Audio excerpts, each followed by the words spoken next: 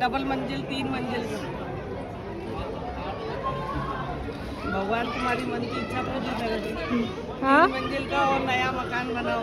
हाँ ओह बहुत डांगो बनाइसा छोटा बनाइए।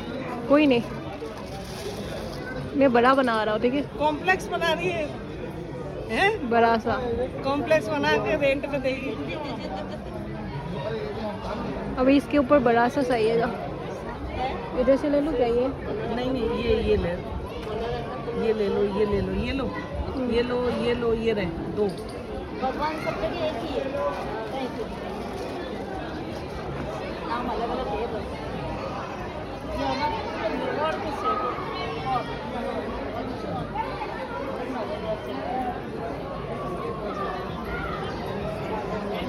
सेट कहते हैं।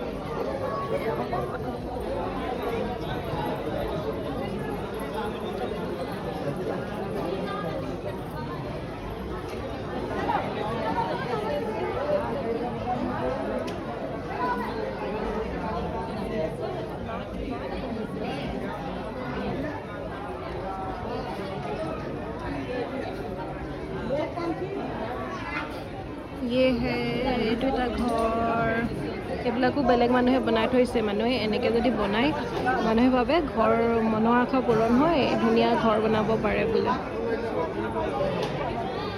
মোৰ এইটো